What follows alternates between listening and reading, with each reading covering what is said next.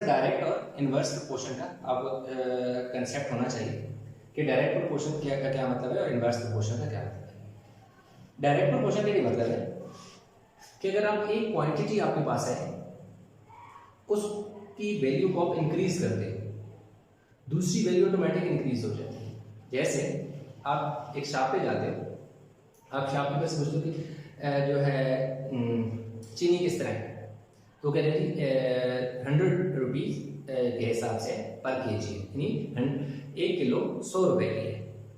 अगर आप क्या करते हैं कि 1 किलो चीनी है और वो 100 रुपए की है, यानी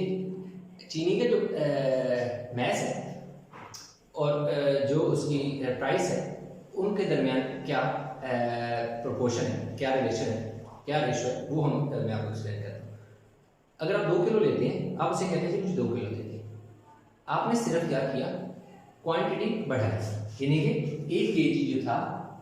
1 केजी की वैल्यू थी, प्राइस थी, वो कितनी थी 100 रुपीज 100 थी। आप उसे कहते हैं मुझे 2 केजी देते हैं। आपने वैल्यू जो है ये मैस इसका बढ़ा दिया,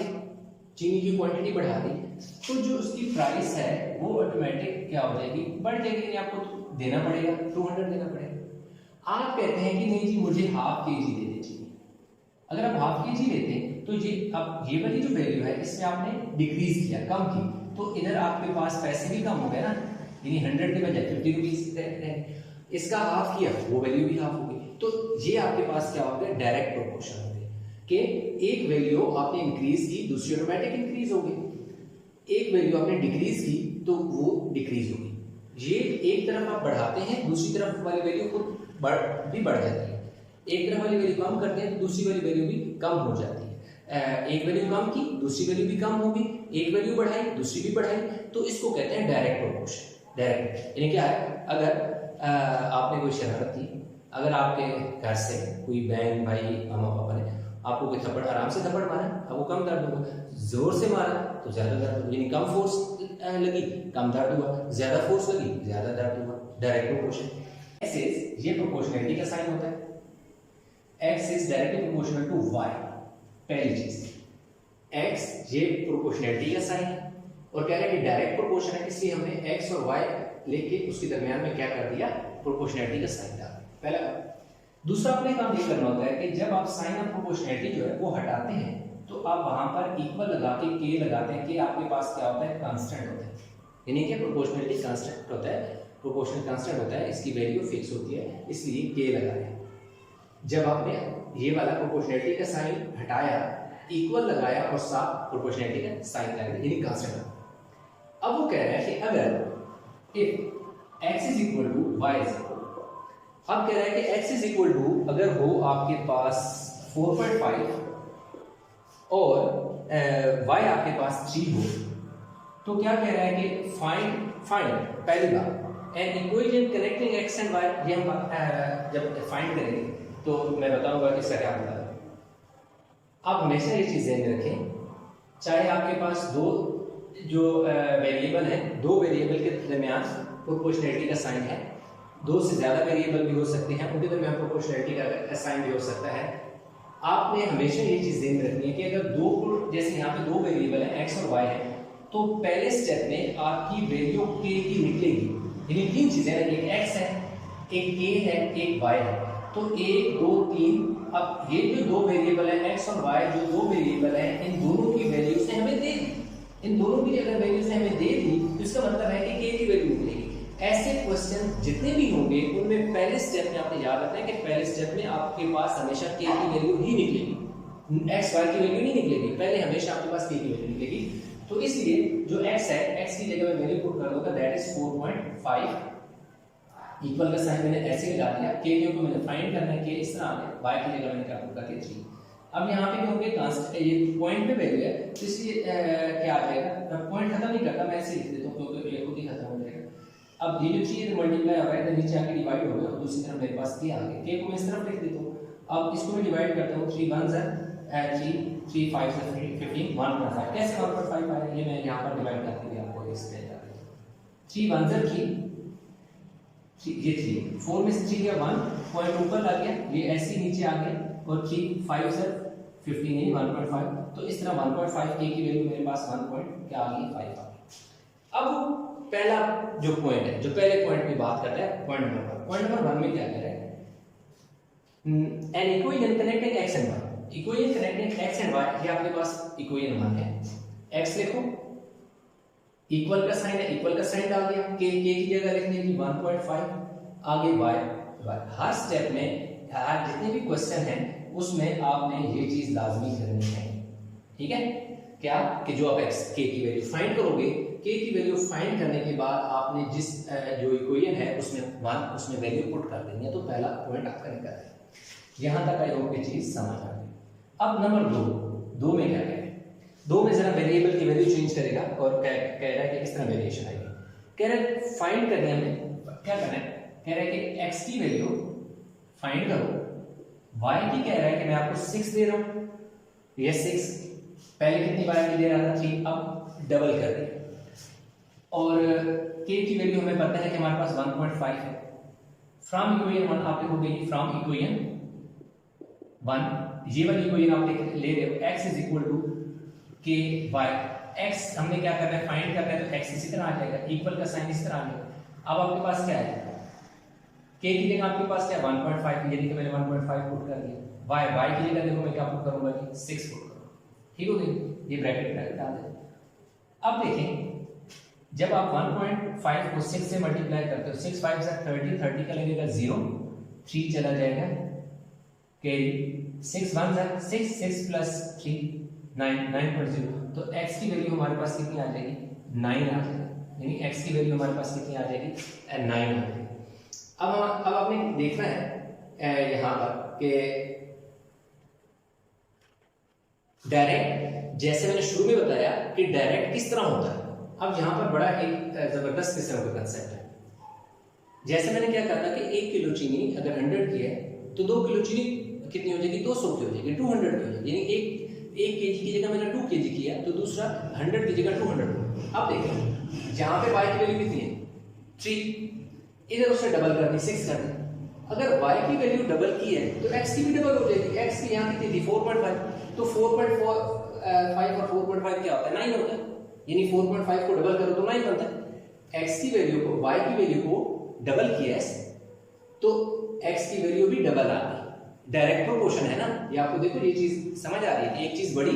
दूसरी चीज भी डबल होगी, यानी y डबल होगा 3 की बजाय 6 होगा तो x वैल्यू 4.5 की बजाय 9 होगी, यानी वो भी डबल होगा।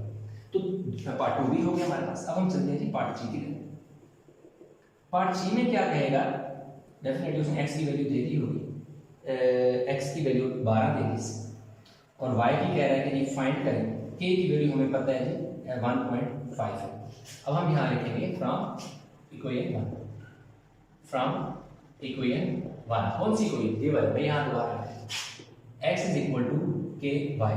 x मेरे पास है, यस है, x की जगह 12 है, देखो मैंने 12 पुट कर दिया, आगे इक्वल का साइन, इक्वल का साइन, k की वैल्यू कितनी है 1.5, ये देखो k की जगह मैंने 1.5, y देखो मैंने क्या करना है फाइंड करना है, तो y को मैं इसी तरह लिख लूंगा। अब क्योंकि ये 1.5 है, इधर मल्टीप्लाई और इस तरह की डिवाइड होना है, इसका मैं एक और आपको आसान हल बताता हूँ पॉइंट की वैल्यू को डील करने का। इसका पहले पॉइंट खत्म कर नीचे 10 लगा, यानी पॉइंट की जगह 1 लगा, पॉइंट के बाद एक नंबर था तो 0 लगा, तो कितना आ गया 15 और 10 बाय 5 के टेबल से कैंसिल कर दो, 5 3 ज़र 5 2 ज़र, तो 12 is equal to 3 by 2 by, अब देखो 12 multiply by 2 by 3 is equal to y। अब आपने देखना कि इस साइड पे जो वैल्यू थी वो फ्रैक्शन में थी, इधर जब आई तो फ्लिप होके चेंज हो गई, ये जो नीचे नंबर था वो ऊपर चला गया, ऊपर वाला नंबर नीचे आ गया। तो अब देखो 3 1 ज़र 3, 3 4 ज़र 12, 4 multiply by 2 is equal to y, तो y इज इक्वल टू 4 2 ज़र 8, तो y की वैल्यू कितनी आ गई हमारे पास 8 होगी। तो q is directly proportional to p, q is directly proportional to p। तो पहला क्या कहा है मैंने कि प्रोपोर्शनैलिटी का साइन खत्म करना है, इक्वल लगाना है, k लगाना है और p। अब उसने q की भी वैल्यू दे दी है, p की भी दे दी है, k फाइंड करना होता है। देखिए कि क्या दीजिए q 28 दे दिया, p 4 दे दिया, 28 p कितना दे दिया 4, पुट कर लेते हैं, एक है आपके पास 1 है q, देखिए q है, q की जगह मैं क्या पुट करूंगा 28 इक्वल का साइन, के मैंने फाइंड करना है, पी की जगह मैं क्या करूंगा 4।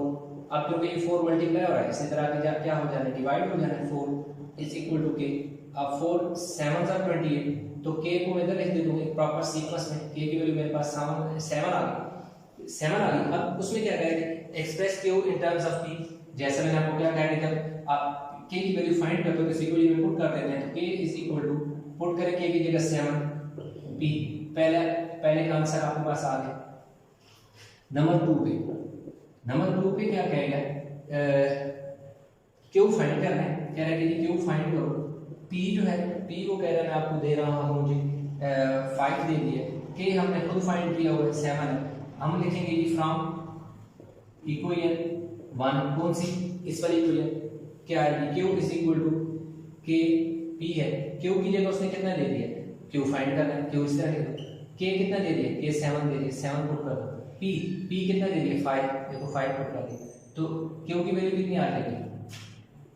Q is equal to 7 5 35। देखो ये हमारे पास क्वेश्चन 2 का भी आंसर आ गया, ये 2 है। अब हम चलते हैं इसके पार्ट 3 की तरफ। पार्ट 3 में कह रहे हैं कि कैलकुलेट पी, कह रहे हैं कि पी को क्या करो जी फाइंड करो, क्यू कह रहे हैं मैं आपको दे रहा हूं जी कितना, क्यू दे रहा है जी 42 दे रहा है, और के हमारे पास कितने हैं जी 7 है। फ्रॉम इक्वेशन 1 क्या है, क्यू इज इक्वल टू के पी, क्यू की जगह पुट करो 42, इक्वल का साइन है, इक्वल का साइन देखो हमने इक्वल का साइन है, ये है इक्वल का साइन पुट कर लिया, के की जगह देखो 7 पुट करो, पी हमने क्या करना है फाइंड, पी फाइंड करना है 7 फालतू है, 7 इधर मल्टीप्लाई हो रहा है, इधर आप उसे क्या हो जाना है डिवाइड, पी 7 6 है 42, तो पी की वैल्यू हमारे पास कितनी आ गई है, पी इज इक्वल टू 6। तो इस तरह हमने तीनों पार्ट से कर लिए। z is directly proportional to x की बात करता है, ठीक होगी, जैसे आपको शुरू से बताता जा रहा हूं कि आपने क्या करना है, प्रोपोर्शनैलिटी का साइन खत्म करना है, इक्वल लगाना है और के लगाना है। अब देखो इसमें z की वैल्यू हमें दी होगी, x की वैल्यू भी इसमें दी होगी, क्या क्या दी है जी, z 12 है x 3 है, z 12 है x 3 है,